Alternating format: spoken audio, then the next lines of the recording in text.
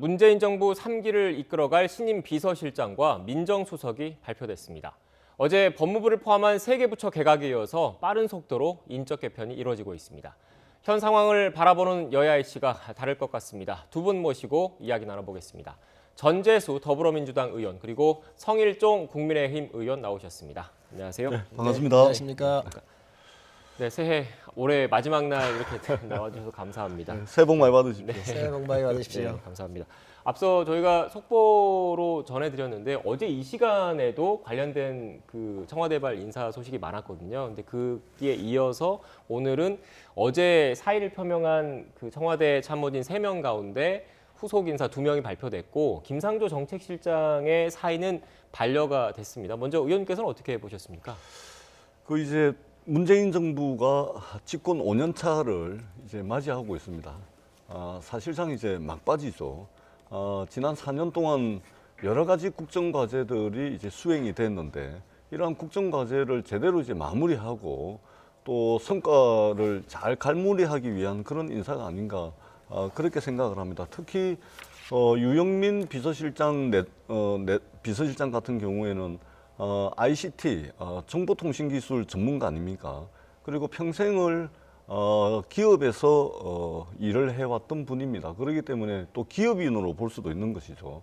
그리고 또 이제 문재인 정부에서 가기부 장관을 하면서 예를 들면은 이제 여러 가지 이제 과학기술 정책을 또 선도를 하기도 했고 4차 산업혁명 또 선도를 하기도 했습니다. 그런 측면에서 상당히 기대가 된다 이런 이제 평가를 하고 싶고 또 이제 권력기관 개혁도 이제 마무리 단계 아니겠습니까? 그런 측면에서 검찰을 또 잘 알고 또 문재인 정부의 검찰 개혁의 과제라든지 이것에 대한 이해도가 높은 신현수 수석을 통해서 이제 막바지에 다다른 권력기관 개혁 이제 성과로 이제 마무리하겠다 이런 의지가 표현된 인사라고 생각을 합니다. 네, 의원님께서는 어떻게 보셨나요? 인사라고 하는 것은 메시지라고 생각을 합니다. 그래서 이 정권이 이 정부를 이끌고 오면서 문제 있는 부분들을 국민들한테 쇄신하고 바꿔보겠습니다라고 하는 메시지거든요. 그런데 과연 이 정부에서 광요를 했고 이 회전문식으로 아랫돌 빼서 윗돌로 박은 거가 국민한테 주는 어떤 메시지가 있을까. 그래서 인사의 의미가 굉장히 퇴색됐다는 말씀드리고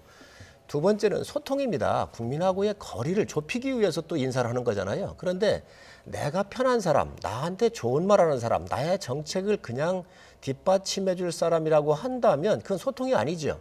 나와 반대에 있는 야당의 목소리나 국민의 목소리를 정말 가감없이 전달해 줄 수 있는 새로운 인물을 발탁해서 써야 저는 정말 청와대가 국민한테 다가가고 이 시대가 요구하는 게 무언지 국민적 요구가 무언지를 저는 알 수가 있다고 생각을 하는데 지금 기존에 쓰던 인재 풀에서 쓴 것은 쇄신의 의미나 아니면 소통의 의미가 있을까 하는 우려를 갖고 있습니다. 네, 지금 또 주목할 부분이 그 사의를 표명한 3명 가운데 문재인 대통령이 김상조 정책실장의 사의는 반려를 했습니다. 이 김상조 정책실장 같은 경우에는 뭐 부동산 정책을 포함해서 어떻게 보면 그 문재인 정부의 경제 정책 전반을 그 홍남기 경제부총리와 함께 어떻게 보면 이끌어가는 사람이잖아요. 이 사의를 반려한 거 어떤 의미가 담겼다고 보십니까? 일단은 김상조 정책실장의 경우에는 그 전에 이제 공정거래위원회 위원장을 맡았죠. 거기서 또 일정한 성과를 낸 측면도 있고 이번에도 이제 정책이라는 게 어떻게 보면 이제 연속성이 중요한데 이렇게 이제 청와대에 이제 3분의 이제 비서실장 정책실장 체제 아니겠습니까? 이게 한꺼번에 또 다 바꿔버리면 그동안에 이제 여러 가지 정책들의 연속성이라는 측면에서 좀 문제가 될 수 있고 정무적으로 이제 대통령 비서실장이 좀 생긴다면은 그동안의 국정과제 성과라든지 이런 것들을 안정적으로 연속적으로 좀 관리하고 성과대로 마무리할 수 있기 위해서는 급격하게 변화하는 것보다 저 정책실장을 좀 유임을 해서 그 안정성을 좀 도모하는데 방점을 찍은 것이 아닌가 그렇게 평가를 하고 있습니다. 네, 지금 문재인 정부의 어떻게 보면 목표라는 게 내년에 그러니까 방역과 경제를 동시에 잡겠다라는 큰 목표를 갖고 있는데 그중에서 중추적인 역할을 하는 정책실장을 바꿨을 경우에 정책의 연속성이 떨어질 수 있다 이런 말씀이신 거죠? 그렇습니다. 이미 왜 그러냐면 이미 국토부 장관이 이제 바뀌었지 않습니까? 그렇기 때문에 그동안 이제 김상조 정책실장을 바꿔야 된다는 분들의 논리를 들어보자면 이제 가장 크게는 이제 부동산 문제 아닙니까? 지금 이제 코로나 같은 경우는 이미 이제 진단, 그다음에 이제 치료제, 그다음에 백신제 해서 3종 세트가 이제 다 구비가 됐거든요. 그래서 코로나19를 잡는 것은 이제 시간 문제라고 봤을 때 결국은 이제 경제인데 그 중에서도 부동산 문제가 가장 이제 국민들께서 힘들어 하시는 부분 아닙니까? 그런 측면에서 이제 내각을 바꿨기 때문에 청와대 정책실장까지 바꿔가지고 그 정책의 연속성이라든지 이런 것에 단절을 가하기보다는 정책의 연속성을 좀 이어받아서 안정적으로 관리해 나가는 것. 특히 부동산 정책은 이제 내년 6월 1일부터 새롭게 시행되는 것들이 많습니다. 임대차 3법부터 시작해서 주택 3법까지, 부동산 3법까지. 그래서 이런 부분들이 제대로 이제 연속선상에서 체크되고 점검이 돼야 되는 부분이거든요. 그런 측면에서 굉장히 적절한 인사다. 그렇게 평가를 합니다. 네. 부동산 정책 말씀하셨는데 또 야당 입장에서는 역으로 이 부동산 정책이 어떻게 보면 그 상당수 국민분들이 지금 실패한 것 아니냐, 이렇게 천정부지로 집값이 계속 올라서 집값이 잡히지 않고 있는데 누군가는 책임을 져야 되는 것 아니냐, 이렇게 얘기하시는 분도 계시거든요. 어떻게 보세요? 네, 김상조 실장 같은 경우는 좀 개혁적인 성향을 갖고 계시지요. 공정거래위원장을 할 때 제가 상임위를 같이 했기 때문에 잘 알고 있습니다. 그렇지만 이 정부가 24번의 대책을 놓으면서도 아직도 못 잡고 있잖아요. 집값에 대해서 걱정하지 마시라, 잡겠다라고 이게 분명히 약속했던 사항들이거든요. 그러면 이 정책 실패에 대해서 누군가는 책임을 져야지요. 장관 바꿨지 않습니까? 그런데 청와대의 정책실장이 계속 있다고 하는 것은 이 부동산 정책에 대해서 계속 이것을 이어가겠다라고 하는 시그널로 시장에 줄 수가 있습니다. 그래서 실패한 정책을 고수하는 것이 과연 옳은 것인가 하는 상당한 의문을 가지고 있고요. 또 백신 얘기하셨는데 저는 이 백신도 굉장히 심각한 문제가 있다고 생각을 합니다. 백신을 구하는 것은 문제가 아닙니다. 2년 뒤에 구하면 어떻고 3년 뒤에 구하면 어떻겠습니까? 구하는 건 문제가 아니지만 구했으면 그게 언제 어느 양만큼 들여와서 언제부터 우리 국민들한테 이거를 접종할 수가 있느냐가 중요한 거잖아요. 이런 측면에서 이 정책에 대해서 상당한 실패는 청와대는 분명히 인지를 하고 있어야 합니다. 그럼에도 불구하고 이러한 정책적 그 실패한 분들에 대해서 책임이 없다고 하는 것은 국민들께서 판단하실 거로 봅니다. 제가 한 말씀만 좀 덧붙이도록 하겠습니다. 그래서 이제 부동산 정책에 대해서 책임을 져라라고 이제 말씀을 하신다면 야당에서 김현미 장관이 어떻든 내각이 바뀌었습니다. 국토부 장관이 바뀌었다는 말씀을 드리고 그 다음에 지금 이제 이것을 급격하게 바꿀 수 없는 이유가 예를 들면 6월 1일부터 있잖아요. 부동산 3법 중에 이제 양도소득세 문제라든지 정려세 문제라든지 또 종합부동산세 문제 이게 다 개편이 됩니다. 그다음에 임대차 3법 중에서 지금 시행이 안 되고 있는 하나가 있죠. 이제 전월세 신고제 같은 경우 이런 것도 이제 6월 1일 날 시행이 됩니다. 그래서 이 정책들이 예정이 돼 있기 때문에 그동안 부동산 정책의 연속성이라든지 안정성이라든지 또 국민들께서 부동산 정책이 이렇게 갈 것이다라는 예측 가능성을 가지고 있지 않습니까? 그런 예측 가능성을 흔드는 것은 오히려 부동산 시장에 혼란이 올 수 있다. 그런 측면에서 김상조 실장의 유임은 저는 굉장히 잘한 선택이다 이렇게 보고 있습니다. 네. 인사라고 하는 것은 정확한 신호를 주는 거예요. 국민들한테.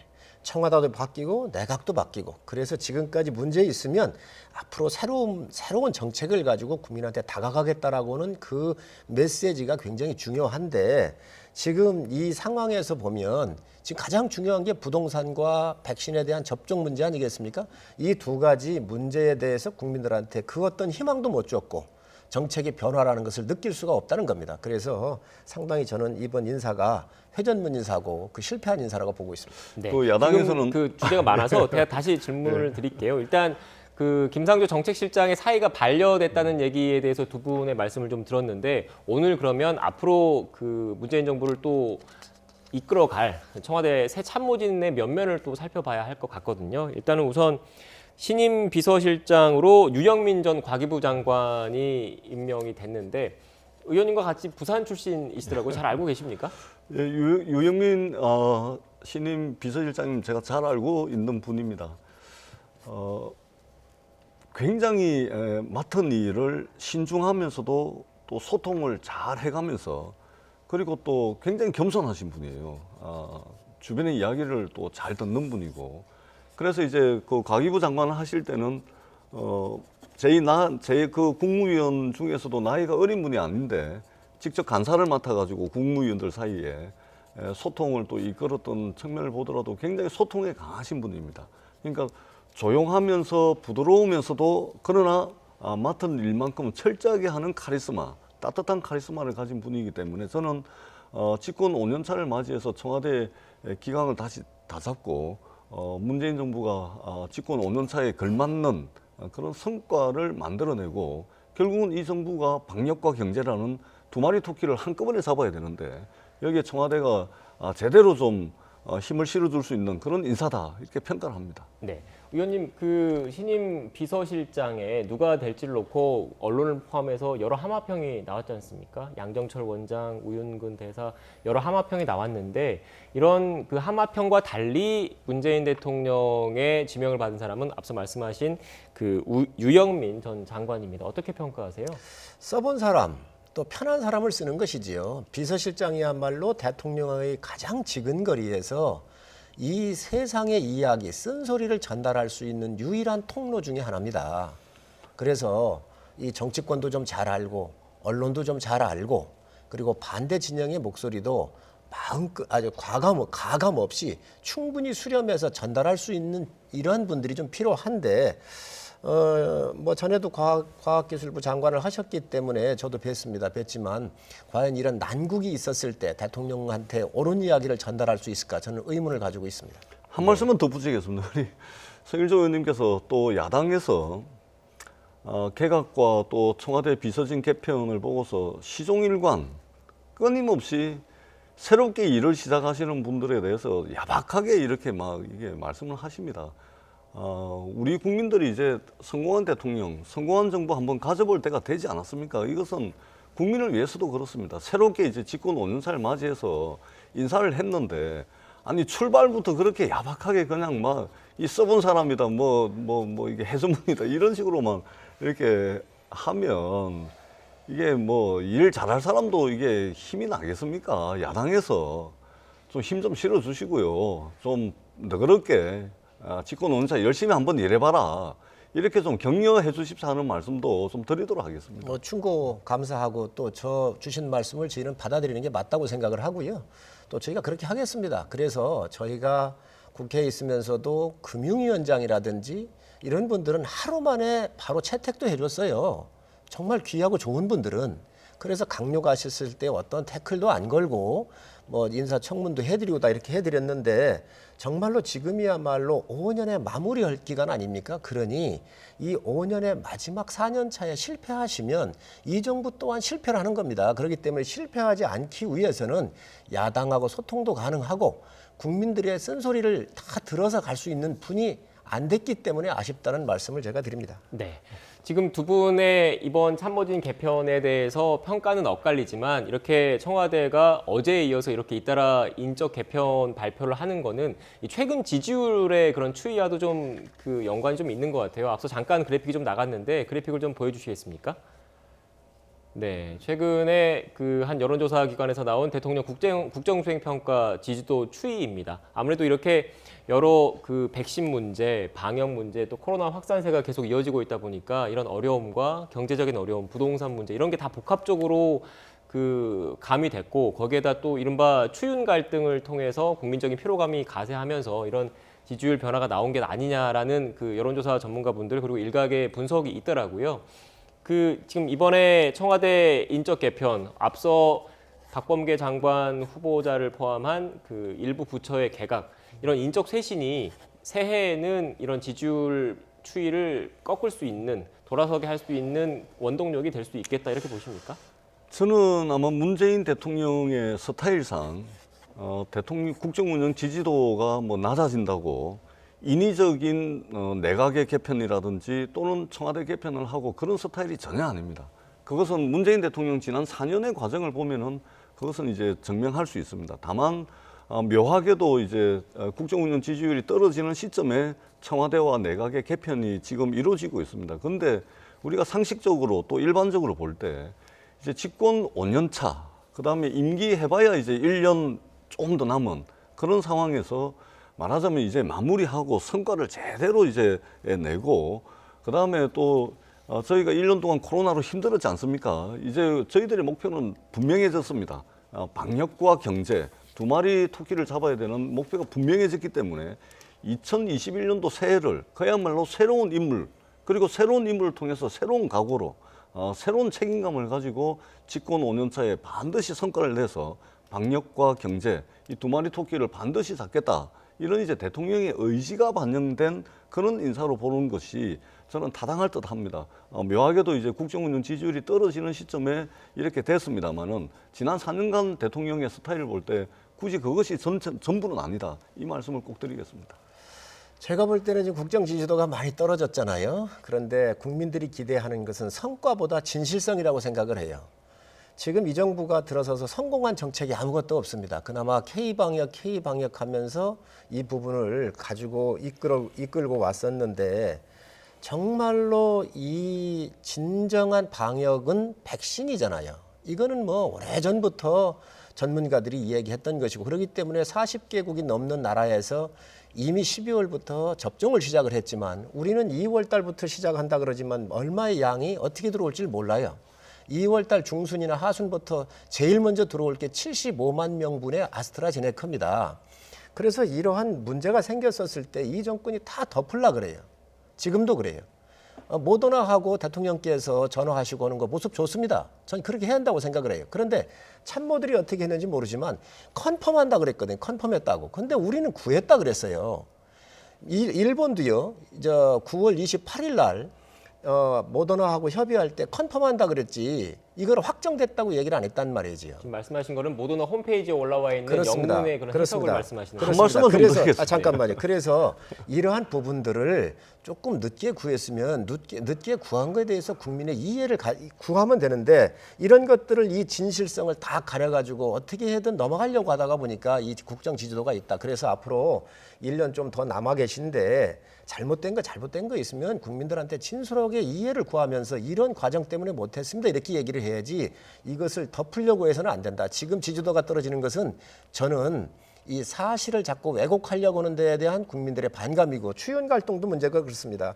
정말로 이게 살아있는 권력을 찍어내려고 하다가 보니까 국민들이 공정과 정의롭지 못하게 해서 이 지지도가 윤석열로 나타나는 거 아니겠습니까? 이 현상을 저는 여권이 좀 겸손하게 받아들일 필요가 있다고 생각합니다. 한 말씀만 좀 드릴게요. 네, 시간이 얼마 남지 않아서 제가 마지막 질문을 공통적으로 각각 뭐 1분 안팎으로 드릴게요. 지금 추윤 갈등 말씀을 하셨는데 그 차기 법무부 장관 후보자로 박범계 의원이 지명이 됐습니다. 당장 내년부터 인사청문회가 전국이 이루어질 것 같은데 잘 지명했다고 보시는 건지 앞으로 검찰과 법무부 간의 관계, 검찰 개혁 문제는 어떻게 될지 짧게 예, 말씀드리겠습니다. 우리 성일정 의원님께서 또 야당에서 뭐 비판하는 것은 야당의 본연의 자세입니다. 그런데 문재인 정부 4년 동안 성과 하나도 없었고 전부 잘못했다 이렇게 말씀을 하시면 그러면 안 되죠. 그렇게 이게 우리나라 아닙니까? 우리나라 정부를 흔들어서 누가 행복하겠습니까? 그리고 백신 말씀 자꾸 하시는데요.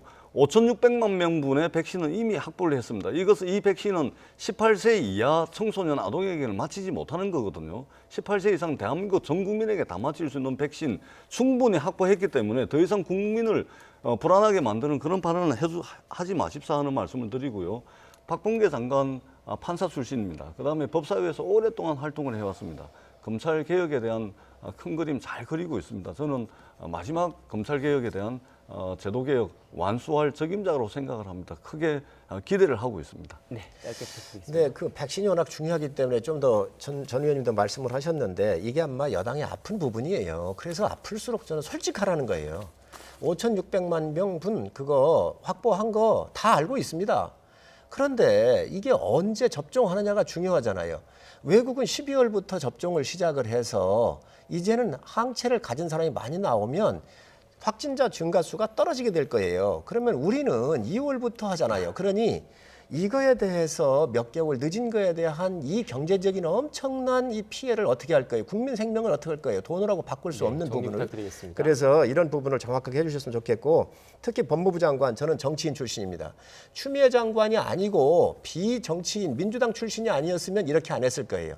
그런데 이번에 거의 성향이 같은 박범계 의원을 또 이 보내가지고 물보듯 저는 또 2라운드에 저는 추윤 갈 것 같은 갈등이 또 일어날 거로 보여집니다. 네, 마지막으로 10초씩 시간이 하실 좀 말씀 흘러서 없으신가요? 제대로 네, 알겠습니다.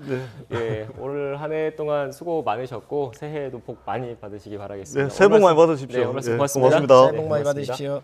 네, 지금까지 전재수 더불어민주당 의원, 성일정 국민의힘 의원과 이야기 나눴습니다.